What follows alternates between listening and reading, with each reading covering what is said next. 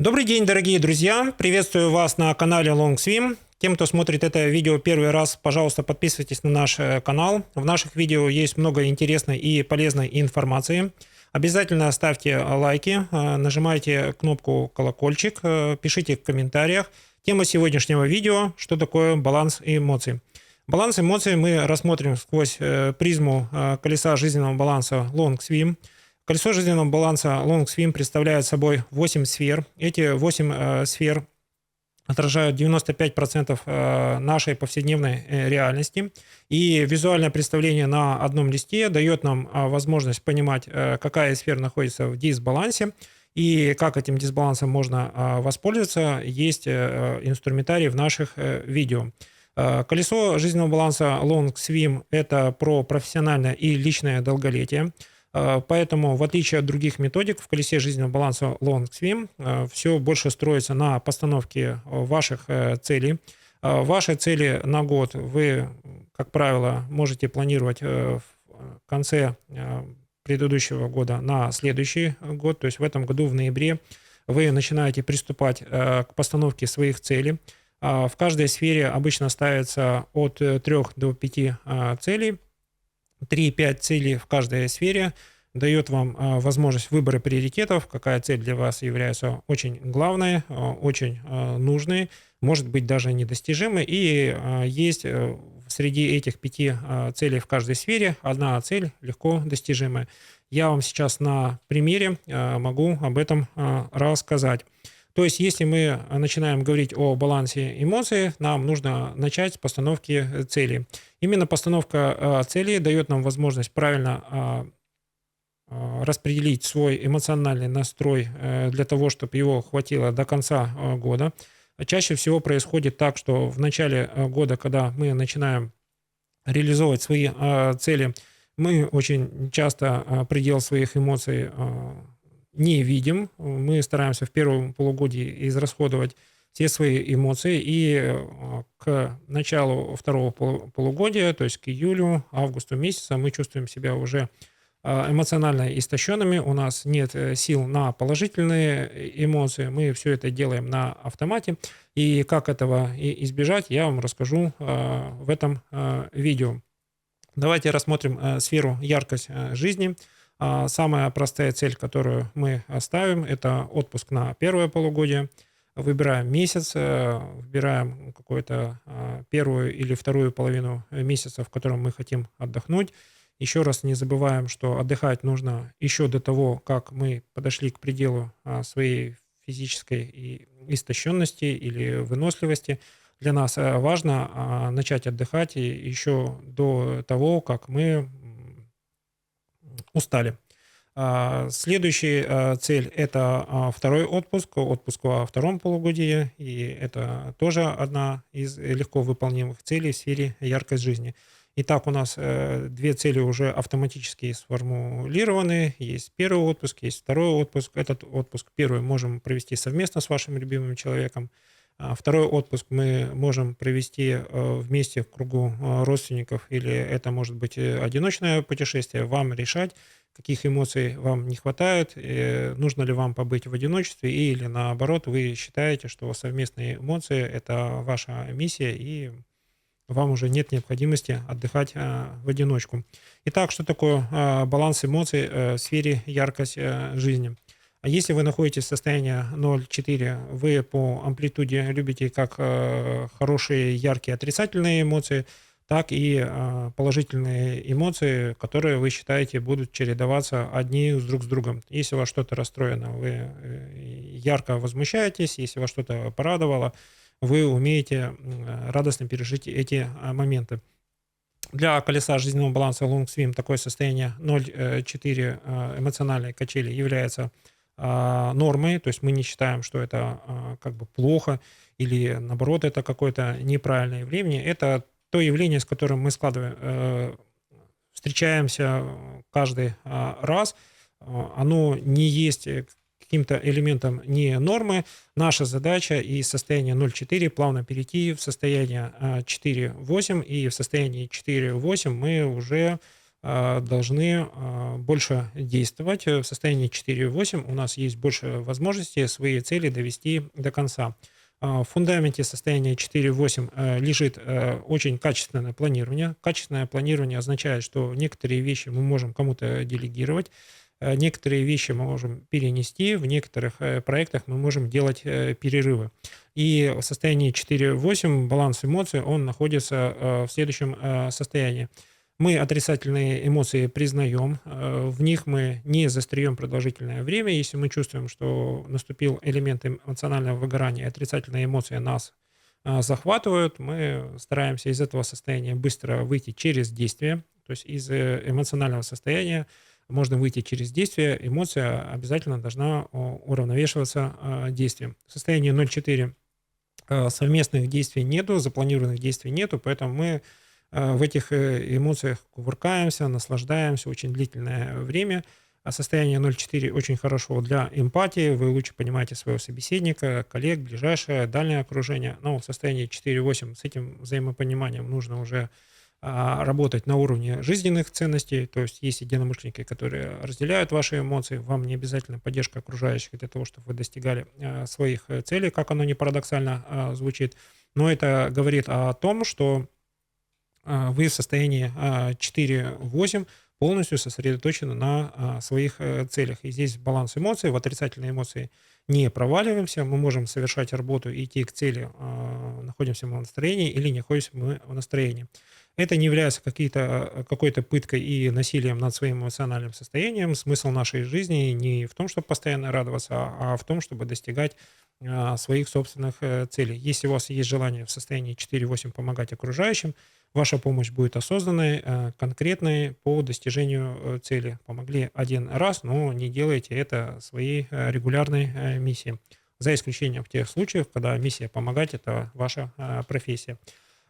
Затронем плавно состояние 8.10. В состоянии 8.10 баланс эмоций находится на самом высоком уровне.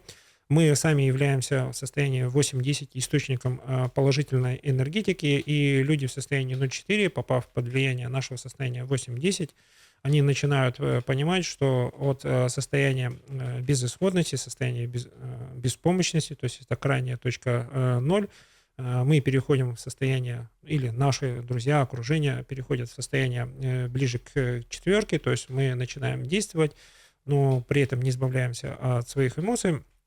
Поэтому состояние 8-10 – это именно вот тот нескончаемый источник энергии.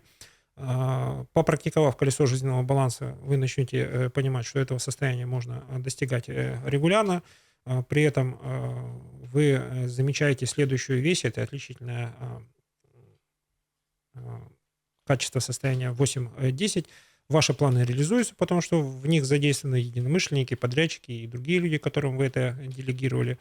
Ваш заряд энергетики не тратится при достижении этих целей. То есть в состоянии 4.8 ваша энергетика, она распределена, и время тоже распределено таким образом, что вам нужно от одного действия переходить к следующему, не перепутать эмоции с приоритетами. И вот состояние 4.8 вы ограничены именно своим ресурсом, своим временем. В состоянии 8.10 такого ограничения нет, то есть вы больше сосредоточены на своих целях, и окружающие тоже сосредоточены на ваших целях. В состоянии 4.8 вы больше находитесь в состоянии конкурентной борьбы, но это нормально, вы сами выбрали такую нишу, такой путь, в этом ничего страшного нет. По мере набирания опыта вы поймете, что чем больше совместного вы делаете, тем легче для вас способ достижения цели.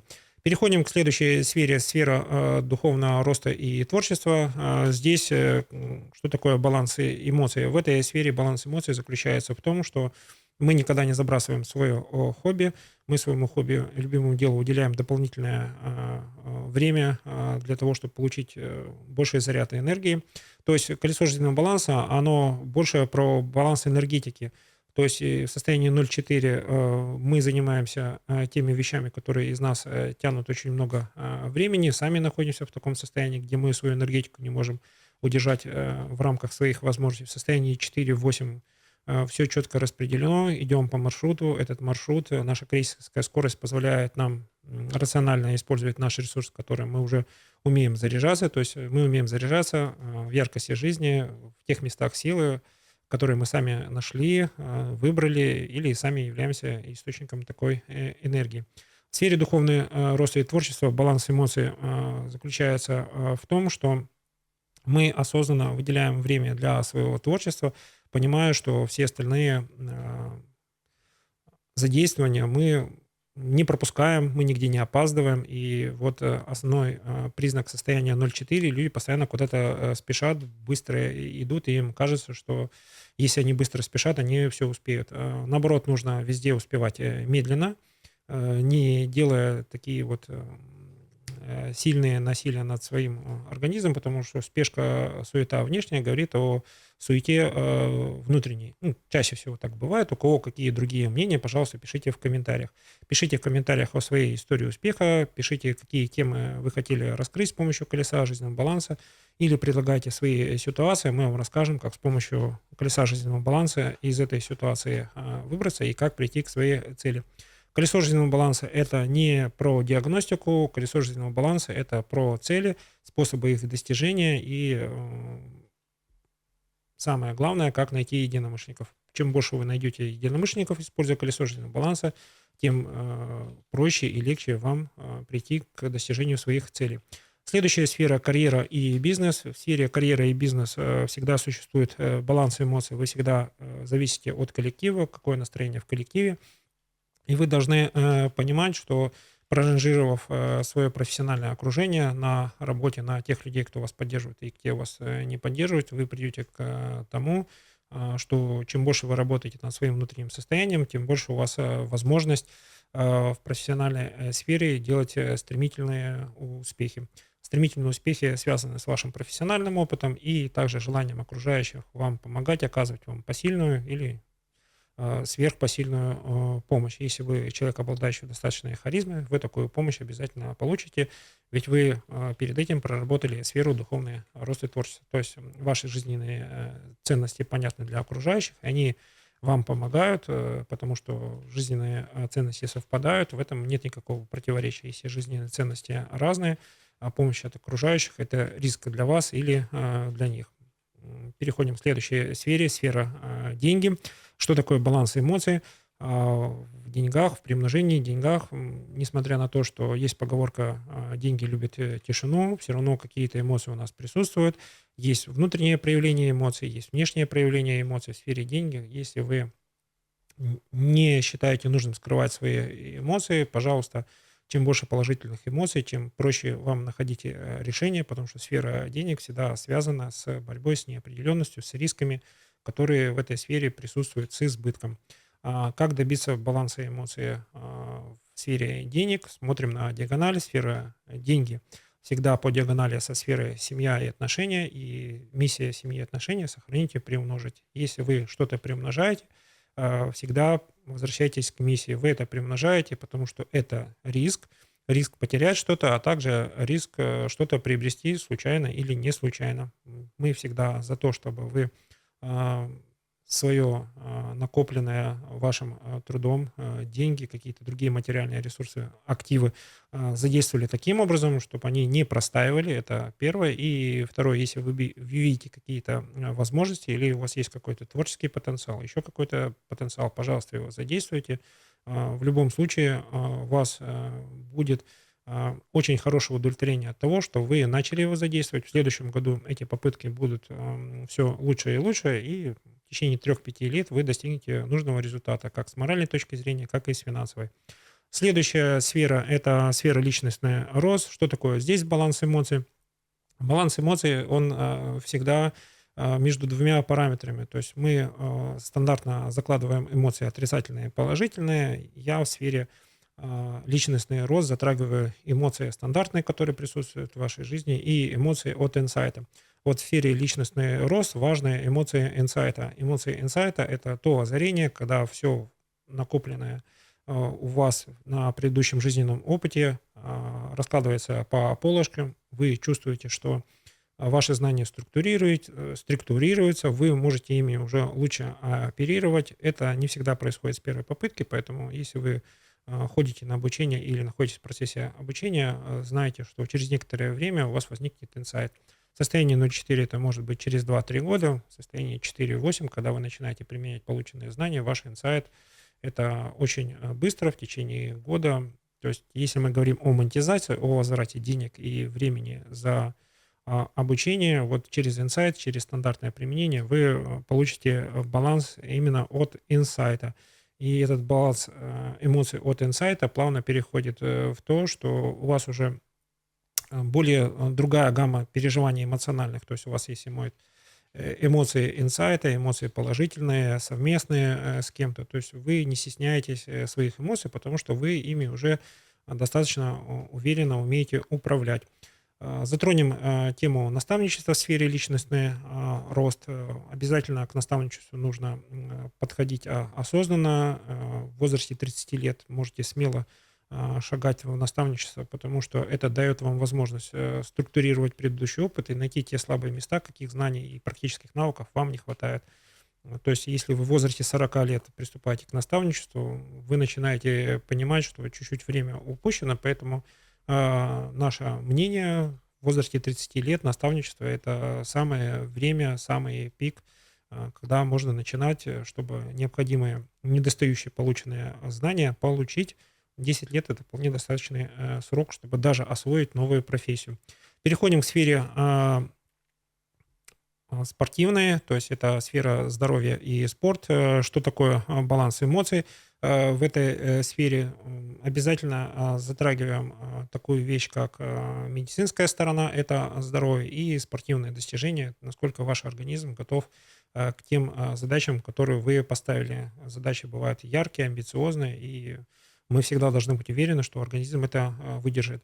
Если говорить о состоянии 0,4, когда вы ставите под сомнение, стоит ли 3-4 дня занятий физической культурой того времени, оправдано ли это, вы ответ на этот вопрос найдете, когда вы перейдете к состоянию 4-8, когда вы будете понимать, что вы везде успеваете и позаниматься спортом, и заняться делами, и у вас будет дополнительное время для семьи, но то состояние эмоционального подъема, которое вы будете испытывать от занятий спортом, оно того стоит. То есть мы на баланс эмоций, на эту шкалу баланса эмоций ставим два эмоциональных состояния. Первое – сожаление о том потраченном времени, которое есть, и эмоциональный подъем, который говорит о том, что вы переисполнены физической силой и энергией. Это дает вам возможность смело ставить планы, и именно за этим состоянием мы идем, когда начинаем заниматься спортом. Следующая сфера – это друзья и окружение. Сфера друзья и окружения – это для мужчин источники их поддержки. Без этой поддержки невозможен карьерный рост. Кто говорит о том, что карьера – это удел одиночек, я с этим мнением не соглашусь. Если у вас есть какие-то аргументы в пользу этого утверждения, пожалуйста, пишите в комментариях. Всех приглашаю к дискуссии. В сфере друзья и окружение наш эмоциональный баланс или баланс эмоций находится в постоянном противоречии. Если мы говорим о круге ближайших единомышленников, они будут вас поддерживать, то есть вы от них будете заряжаться, за ними тянуться. Если мы говорим о второй группе наших товарищи, которые находятся в сфере друзья и окружения, это могут быть родственники, друзья, даже собственные дети, они постоянно будут нас загружать своими нерешенными проблемами, потому что они находятся в состоянии 0,4, для них, естественно, искать помощи. У окружающих в состоянии 4,8 люди ищут совместной помощи. Тогда мы вот вторую группу друзей и знакомых плавно сортируем по их эмоциональному состоянию или состоянию в колесе жизненного баланса.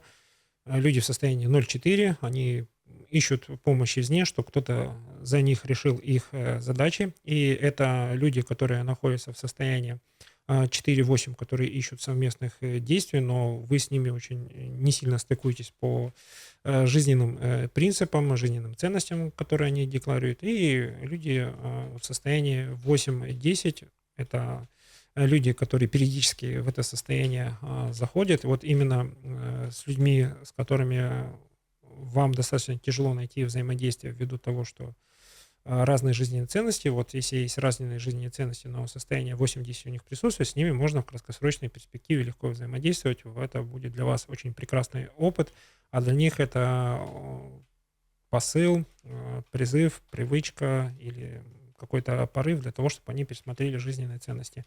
Ваши жизненные ценности, они всегда выше, чем жизненные ценности окружающих, поэтому не забывайте всегда о своих целях.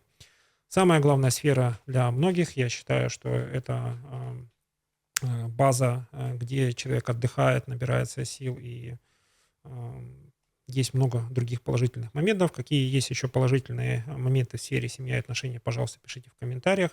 Нам тоже интересна ваша точка зрения. Что такое в сфере семьи и отношения баланс эмоций? Баланс эмоций здесь всегда строится по двум вещам. У одного человека всегда есть элемент эмоциональной усталости. Второй человек, любимый мужчина, любимая женщина, должны находиться в более энергетическом состоянии.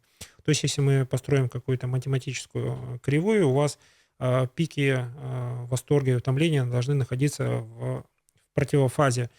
Если эти состояния находятся в противофазе, вы никогда не зайдете одновременно в состояние эмоционального выгорания. То есть в семейной жизни тоже может быть элемент эмоционального выгорания. Один из вариантов находиться в противофазе, то есть когда один человек устал, вы поддерживаете, когда вы устали, ваш человек поддерживает. Или если вы находитесь в синхроне, ваши победы и эмоциональные неудачи вы переживаете одновременно. Еще раз возвращаемся к долгосрочному планированию. Вспомните, ради чего вы нашли друг друга и решили жить вместе, ради чего вы вступали в брак. Найдите возможность продиагностировать свое колесо жизненного баланса, построить свои планы, озвучить свои планы, пускай это будет ваши мечты, и там много не сделано, не реализовано, озвучивайте свои планы, понимаете, с чего можно начать, чего можно достичь, как найти единомышленников, каких экспертов привлечь. Честно говорите о том, что у вас наболело, пускай это дает вам возможность еще раз убедиться, что ваш человек находится в одинаковых жизненных ценностях с вами, вас что-то объединяет в ближайшем будущем, в далеком будущем. Все семейные большие свершения начинаются с диалога, с умения поговорить об этом честно и откровенно. И здесь колесо жизненного баланса предоставляет вам неограниченное количество инструментариев и методик, чтобы вы из них выбрали свое любимое, чем вы освоите, чем вы будете владеть как лучшим инструментом, чем вы будете воодушевлять свое ближайшее окружение. И баланс эмоций в семье – это эмоции от нереализованных каких-то планов, несостоявшихся каких-то планов и эмоции от инсайтов. То есть в семье тоже рождаются инсайты. Эти инсайты – это неожиданное открытие лучшей стороны, то, что есть в каждом из вас. То есть мы в своем любимом человеке больший фокус должны обращать на его положительные стороны. С отрицательными сторонами все понятно. Мы их видим ярко, для нас они кажутся со стороны чем-то лишним элементом, но посмотрите на своего любимого человека с положительной стороны. Там тоже есть чему раскрыться, там есть много интересного и полезного, и вот этот баланс эмоций от фокуса на положительном дает вам возможность очень смело смотреть в совместное будущее. Всем, кто смотрел это видео, всем желаю хорошего дня, прекрасного настроения. Обязательно подписывайтесь на наш канал, пересылайте это видео всем своим друзьям и знакомым по электронной почте, по социальным мессенджерам. Всем желаю хорошего дня, прекрасного настроения. У вас все получится. Я в вас верю.